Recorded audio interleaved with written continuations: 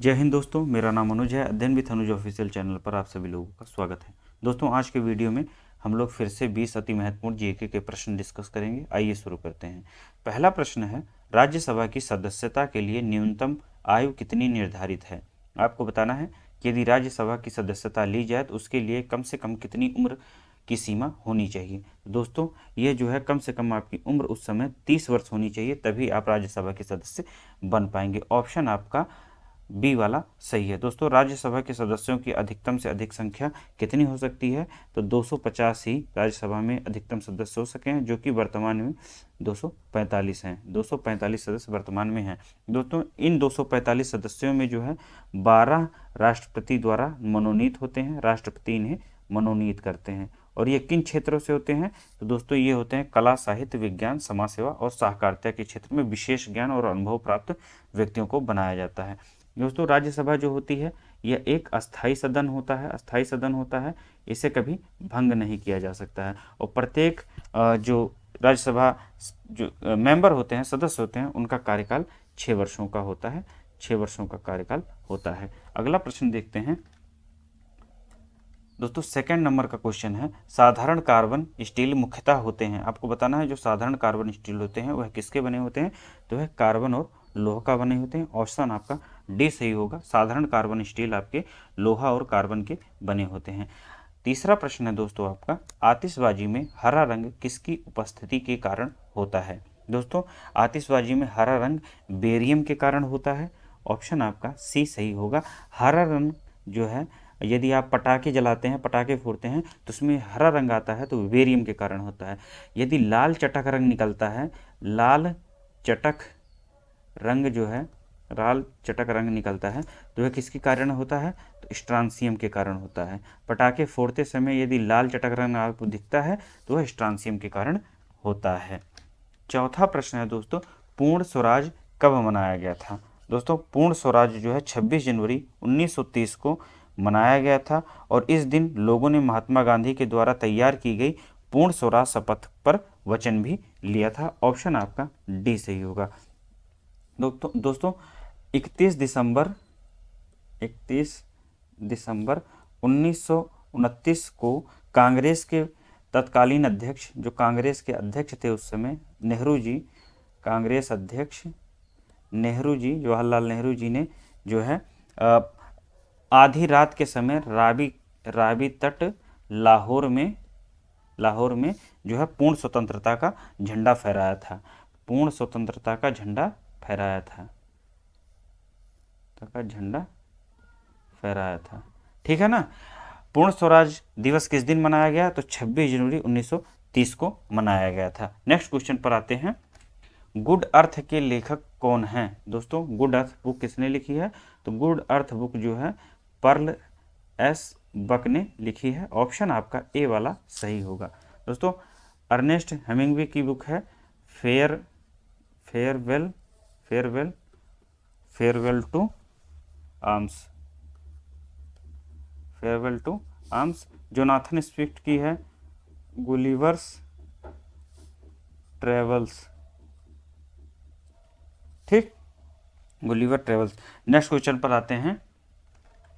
British Bharat की ग्रीष्मकालीन राजधानी क्या थी। आपको बताना है कि ब्रिटिश भारत, जब भारत गुलाम था, अंग्रेजों ने भारत पर गुलाम जो है शासन कर रखा था, तो उस समय जो है उनकी राजधानी कौन थी जो गर्मियों की होती थी। तो दोस्तों, ब्रिटिश कालीन जो ग्रीष्मकालीन राजधानी थी तो वो शिमला हुआ करती थी। 1864 में जो है ब्रिटिश राज में राजधानी बनी थी। 1864 में ये राजधानी बनी थी। और कब बनी थी, जब 1814 से लेकर के 1816 के मध्य गोरखा युद्ध हुआ था, तो अंग्रेजों ने सैनिकों की टुकड़ियों को सुरक्षित स्थान पर आराम के लिए जो है इस राजधानी की स्थापना की थी। नेक्स्ट क्वेश्चन पर आते हैं। गुरु जल या हैवी वाटर का निर्माण कहाँ होता है। आपको बताना है हैवी वाटर का निर्माण कहाँ होता है। दोस्तों, हैवी वाटर हाइड्रोजन के समस्थानिक ड्यूटेरियम का ऑक्साइड होता है। इसका रासायनिक सूत्र होता है D2O। D2O जो है हैवी वाटर का सूत्र क्या होता है, D2O। और इसका निर्माण कहाँ होता है, तो जो है ट्रॉम्बे में होता है, मुंबई। भारी जल गुरुजल या जो है हैवी वाटर का निर्माण मुंबई में होता है। इसका रासायनिक सूत्र जो है D2O होता है। जब किसी तार से विद्युत धारा प्रवाहित होती है तो वह किस तरह व्यवहार करती है? जब किसी तार से विद्युत धारा प्रवाहित होती है तो चुंबक की भांति व्यवहार करती है। इसे विद्युत धारा का चुंबकीय प्रभाव भी कहते हैं। ऑप्शन आपका सी सही होगा, मैग्नेट या चुंबक। जब तार में विद्युत धारा प्रवाहित होगी तो वह चुंबक की तरह व्यवहार करेगी। ऑप्शन सी सही होगा। निम्नलिखित में से कौन सा एक प्रभावी अग्निशामक है? आपको बताना है अग्नि को बुझाने के लिए, यदि आग लगी हुई है तो इनमें से कौन सा अग्निशामक का कार्य करता है? तो हेलेंस एक प्रभावी अग्निशामक होते हैं। राष्ट्रीय अग्नि सुरक्षा संघ ने हेलेंस को एक जो है क्लीन एजेंट की संज्ञा दी है। यही है जो आपका प्रभावी क्लीन एजेंट। दोस्तों ये हेलेंस जो होते हैं एक प्रभावी अग्निशामक होते हैं। इन्हें जो है क्लीन एजेंट की संज्ञा मिली हुई है। नेक्स्ट क्वेश्चन पर आते हैं। दोस्तों ये एक ऐसे तरल होते हैं जो आग को फैलने से रोकते हैं। 10वां प्रश्न है, कितनी मानव हृदय के कक्षों की संख्या कितनी होती है? दोस्तों मानव हृदय के कक्षों की संख्या कितनी होती है? दोस्तों मानव हृदय के कक्षों की संख्या जो है 4 होती है।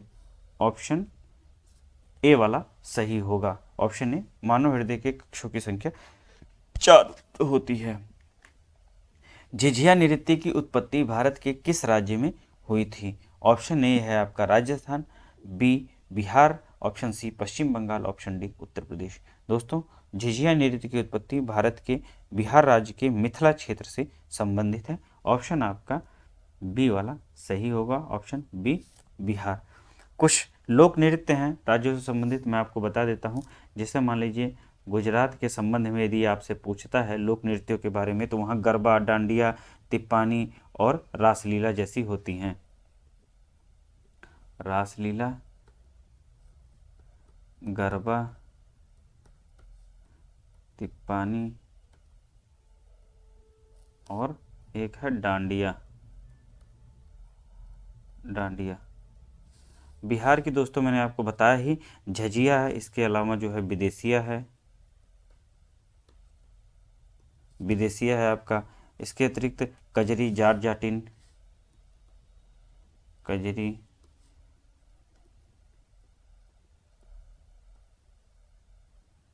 दोस्तों आपने जो है देखा होगा जब धान के सीजन में लोग धान वगैरह लगाते हैं तब भी जो है कजरी को गाया जाता है महिलाओं के द्वारा। खेतों में आपने जो है धान लगाते वक्त सुना होगा। पश्चिम बंगाल की है पश्चिम बंगाल की खाटी है, गंभीरा है, मरसिया है, कीर्तन है।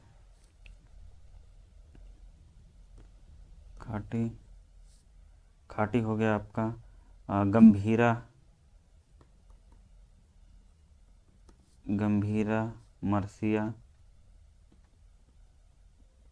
मरसिया हो गया और कीर्तन हो गया। इसी तरह दोस्तों आपका जो है राजस्थान में देखें तो राजस्थान में आपका पनिहारी है, झूमर है, झूमर के अलावा जो है घापाल है, घापाल और फूंदी। ये सभी जो है राजस्थान से संबंधित लोक नृत्य हैं। नेक्स्ट क्वेश्चन देखते हैं। 12वां प्रश्न है, ओस्मियम टेनफ्लोरम किसका वैज्ञानिक नाम है? ओस्मियम टेनफ्लोरम दोस्तों तुलसी का वैज्ञानिक नाम होता है। ऑप्शन आपका ए सही होगा। ओस्मियम टेनफ्लोरम, सॉरी दोस्तों, तुलसी का वैज्ञानिक नाम है जो है ऑप्शन आपका बी सही होगा। और इस नीम का जो वैज्ञानिक नाम होता है वो होता है एजा डायरेक्टा इंडिका। एजा डायरेक्टा इंडिका। बाबुल का दोस्तों होता है वचेलिया नीलोटका। कहीं कहीं आपको जो है वसेलिया लिखा मिलेगा, वचेलिया नीलोटका, ठीक है ना। और उसके बाद देखते हैं आम का, इसको आप लोग जानते होंगे, आम का होता है मैग्नीफेरा इंडिका।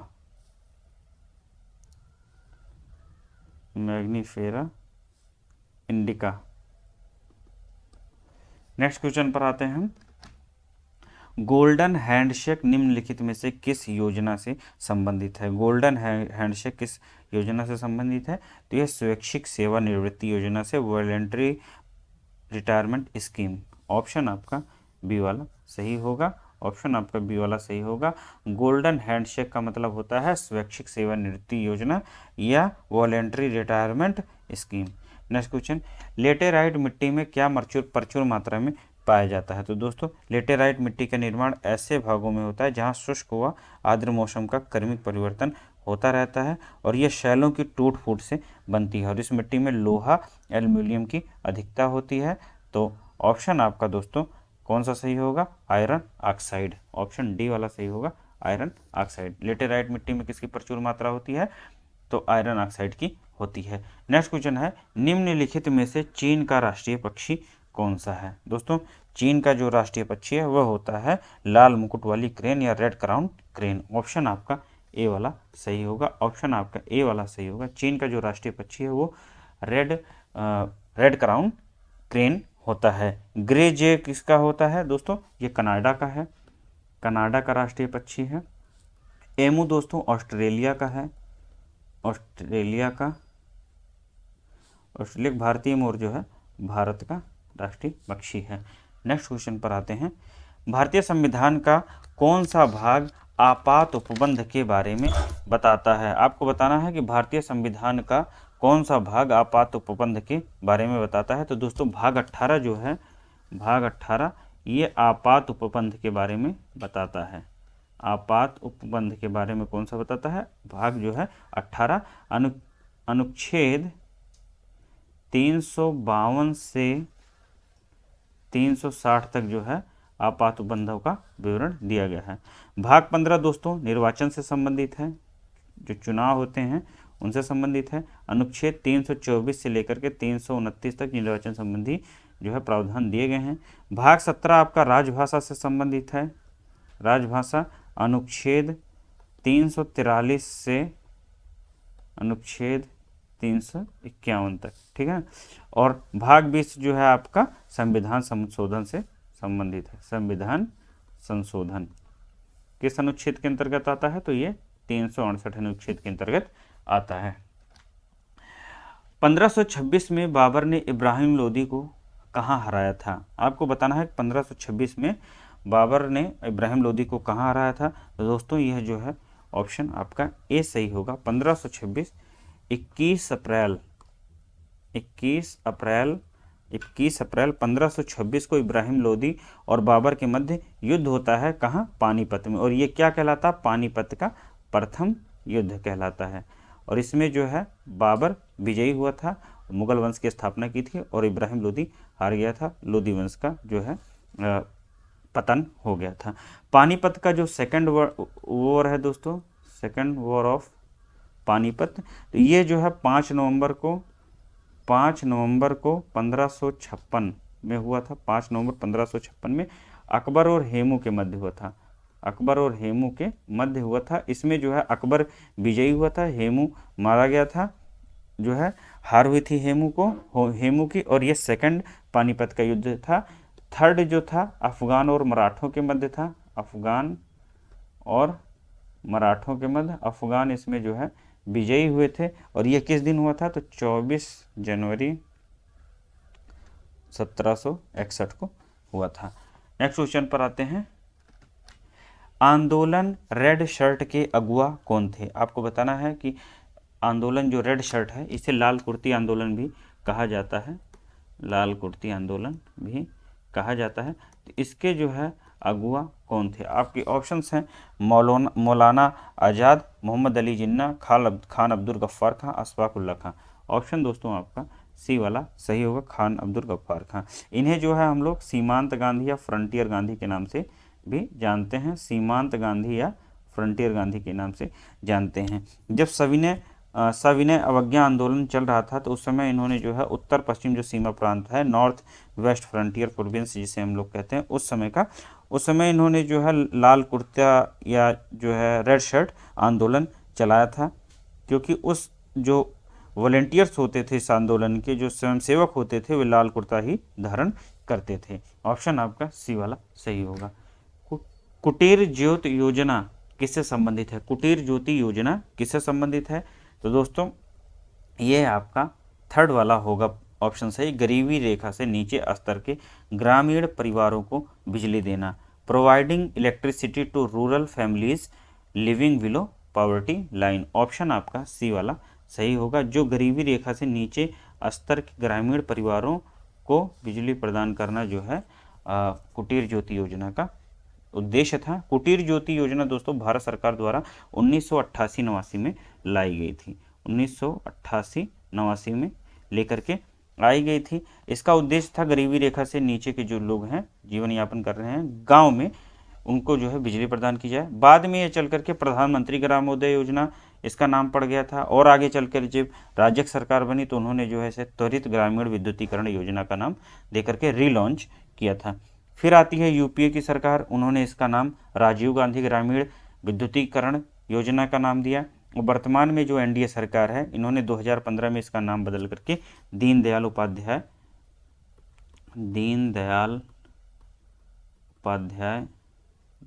उपाध्याय विद्युतीकरण योजना रख दिया है। विद्युतीकरण योजना रख दिया है। कब से? तो 2015 से एनडीए गवर्नमेंट जो वर्तमान सरकार है, इन्होंने इसे जो है रिलॉन्च किया है दीनदयाल उपाध्याय विद्युतीकरण योजना के नाम से। और किसके लिए योजना है? तो ग्रामीण रेखा से, गरीबी रेखा से जो नीचे स्तर के ग्रामीण लोग हैं उनके घरों में बिजली पहुंचाने के लिए। 20वां प्रश्न है, निम्नलिखित में से कौन सा एक रासायनिक परिवर्तन है? Which of the following is a chemical change? दोस्तों ऑप्शन है आपके, गर्म करने पर पदार्थ का विस्तार, दूध का उबलना, कैन को क्रश करना, लकड़ी का जलना। तो लकड़ी का जो जलना होता है वह क्या होता है? वह आपका रासायनिक परिवर्तन होता है। ऑप्शन आपका डी सही होगा। जब किसी वस्तु या पदार्थ में ऐसा परिवर्तन होता है जिसमें उसके गुणों और आंतरिक संरचना में भी परिवर्तन हो जाए, उसके गुण और आंतरिक संरचना में भी परिवर्तन हो जाए, तो उसे हम जो है केमिकल चेंज या रासायनिक परिवर्तन कहते हैं। जैसे लकड़ी का जलना हो गया, फलों का पकना हो गया, फलों का पकना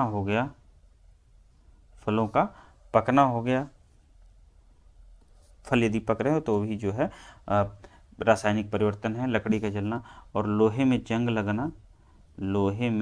जंग लगना भी जो है आपका रासायनिक परिवर्तन होता है। नेक्स्ट क्वेश्चन पर आते हैं दोस्तों, ऑप्शन इसमें डी वाला सही होगा। नेक्स्ट क्वेश्चन, अंतर्राष्ट्रीय मातृभाषा दिवस किस दिन मनाया जाता है? दोस्तों अंतर्राष्ट्रीय मातृभाषा दिवस जो है आपका 21 फरवरी को मनाया जाता है। दोस्तों फरवरी से याद आ रहा है कि आज 13 फरवरी है, 13 फरवरी को आज विश्व रेडियो दिवस है। विश्व रेडियो दिवस है। 28 फरवरी को जैसे कि आप लोग जानते हैं कि राष्ट्रीय विज्ञान दिवस मनाया जाता है। राष्ट्रीय विज्ञान दिवस मनाया जाता है। ठीक।